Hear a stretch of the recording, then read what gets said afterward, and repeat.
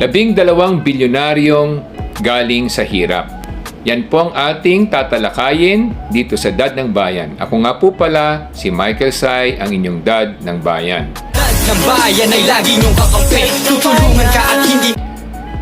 Ating pong ilalahad ang mga kababayan natin na mga naging bilyonaryo na galing sa hirap. Ito po'y para magsilbing isang inspirasyon at gabay sa ating lahat na magpatuloy na maging masigasig at wag mawawala ng pananalig sa ating may kapal at sa ating kakayahan.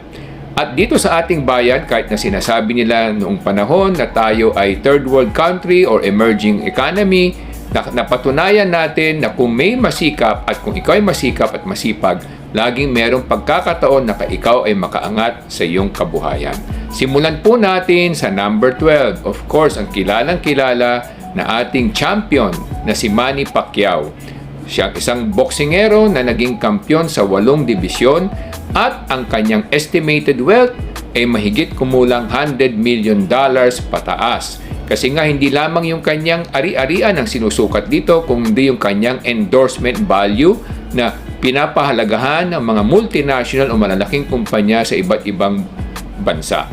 Pangsyam sa ating listahan ay si Mr. J.Y. Campos na nagmamay-ari ng Unilab. Bagamat siya yumao na, pero ang iniwanan niyang kumpanya at ang iniwanan niyang yaman ay masasabi nating isa sa pinakamalaki, humigit kumulang ang estimate ng ating mga kababayan at ng mga ating accounting expert ay hindi bababa sa $1 bilyong pataas. So yan naman, sila ang may-ari ng Unilab at sila ngayon ay nasa iba't ibang panig na ng mundo na nagnenegosyo at may mga kumpanya sila katulad sa Indonesia at Singapore at iba't iba pa.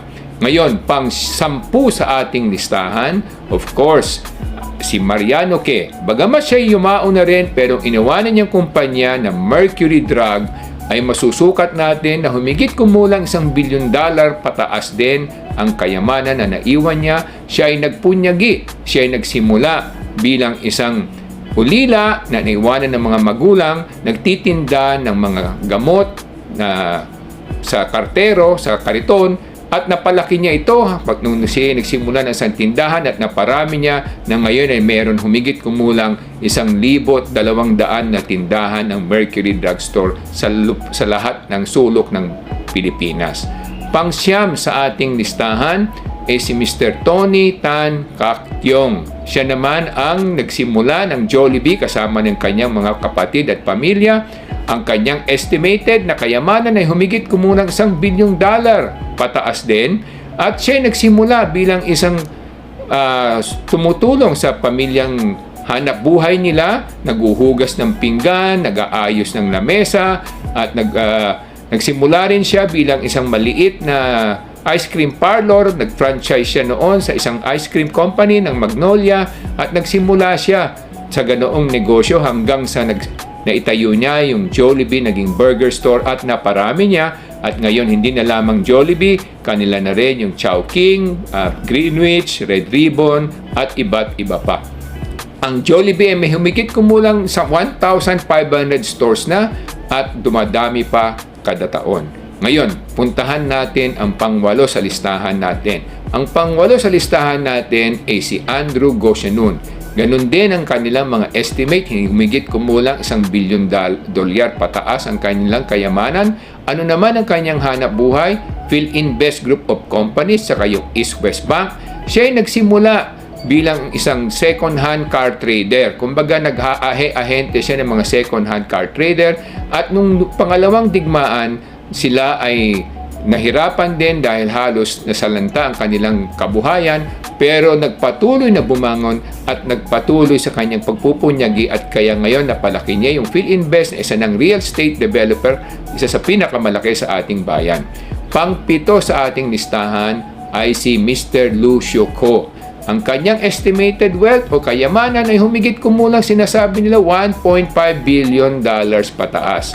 Ano naman ang kanyang hanap buhay at negosyo? Of course, yung kilala nating lahat na Pure Gold na makikita natin mga supermarket at mga grocery chains. Yan naman ang kanyang naipundar at siya ay nagsimula bilang isang nangangalakal ng mga alcoholic drinks at magmula doon, naitayo niya yung kanyang unang tindahan at ngayon ay naparami na niya ito. Ngayon, pang-anim sa listahan natin, of course, yung ating kinikilalang Lucio Tan o tinatawag nilang El Capitan. Ano naman ang mga negosyo niya? Philippine Airlines, Philippine National Bank, yung beer, mga Fortune Tobacco, sigarilyo. Ngayon, ang estimated wealth niya is around $2 billion ang kanilang tansya. Ngayon, nagsimula siya bilang janitor sa isang cigarette factory at nag-buy and sell business din. Nakapagtapos siya, nag-aral siya ng chemical engineering at naging trader o naging mangangalakal ng mga tobacco at ngayon, isa ng kinikilalang multi-billionaire sa buong mundo. Pang-lima sa ating listahan ay si Mr. Andrew Tan. Si Mr. Andrew Tan naman ay kinikilala bilang namamahala at nagmay-ari ng Mega World Corporation. Ang kanya namang estimated wealth, ang sabi nila is more or less nasa 1.5 to 2 billion dollars din. At siya ay nagsimula sa napakaliit na pagiging ahente, samantalang ang tatay niya noon ay factory worker at ang nanay niya street vendor at nagpunyagi siya para makapagtapos ng pag-aaral, naging magna cum laude at ngayon naipundar niya yung emperador din, Mega World at kasosyo siya, isa siya na mamahala din ng McDonald's franchise sa Pilipinas. Ngayon, puntahan natin yung pang-apat sa listahan natin, si Mr. John Go Kong Wei. Si Mr. John Go Kong Wei ay kinikilala natin bilang namumuno ng Robinson department stores, Robinson malls at saka syempre yung mga Jack and Jill under Universal Robina Corporation. Yan ang kanyang mga hanap buhay na naipundar. Ang kanyang estimated net wealth is $4.8 billion more or less. Siya yung mauna pero naiwan niya to sa kanyang mga pamilya na nagpapatuloy na pinalalaki ang mga hanap buhay. Siya ay nagsimula noon bilang isang tindero sa Cebu at nangangalakal siya, nagbibisikleta ng kung ano-ano at nagsimula rin siya bilang isang trader ng mga flour at kung ano-ano pa. Nagpatuloy siya kahit na bagamat napaka-humble ng kanyang beginning, hindi siya huminto sa pag-aaral at kumuha pa ng master's degree nung siya'y kalaunan ng kanyang na ipagpatuloy ang kanyang pag-aaral. Pangatlo sa ating listahan, si Mr. Diosdado Banatao.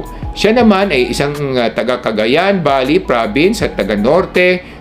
Ang kanyang magulang ay rice farmer at ang kanyang nana ay housekeeper. Siya ay naglalakad lamang noon papuntang eskwelahan at nagsimula sa Philippine Airlines as trainee pilot. Pero ngayon, isa ng multi-billionaire at kinikilala sa Amerika rin dahil siya ay nakapag-invest sa mga electronic companies, mga software companies at ang kanyang estimated wealth is nasa 2 to 3 to 5 billion dollars. Yun ang mga estimated wealth galing sa ating mga datos na nakalap. Pangalawa sa ating listahan, of course, ang ating kinikilalang dating senador natin, si Manny Villar. Si Manny Villar ay kinikilala sa Vistalan at sa iba't iba pang negosyo, all-day home, all-day supermarket na kanyang naipundar at siya ay nagsimula noon bilang isang tindero, seafood vendor at tumitira sa maliliit na apartment at nagsimula ng magnegosyo at naging politiko rin at nakaangat sa buhay dahil sa patuloy na pagpupunyagi, pagsisipag at pagiging masigasig. Ayan po ang ating pangalawa sa listahan ng dating senador na si Manny Villar. Ang number 1 sa ating listahan ay si Mr. Henry C. na may-ari at naipundar ng SM Group of Companies. Ngayon, yumaon na si Henry C. pero yung kanyang mga naipundar na negosyo ay patuloy na lumalago at lumalaki sa pamamalakad ng kanyang pamilya at ng kanyang mga anak, kasama na dyan ang BDO. Ang kanyang net worth, sinasabi nila more or less hindi bababa sa $10 billion pataas. So yan po mga kababayan, ang mga 12 bilyonaryo sa ating bansa na lumaki sa hirap at patuloy na naging masipag at naging masigasig para maabot nila ang kanilang mga tagumpay at pangarap. Kaya wag po kayong masisiraan anuman ang katayuan nyo sa buhay. Huwag kayong mawawalan ng pananalig sa may kapal at sa inyong kakayahan at patuloy kayong magpunyagi at maging masigasig para marating nyo ang tugatog ng tagumpay. Yan po mga kaibigan ang ating mga nilahad na maging inspirasyon sa ating lahat. Ito nga po pala si Michael Sai, ang inyong dad ng bayan.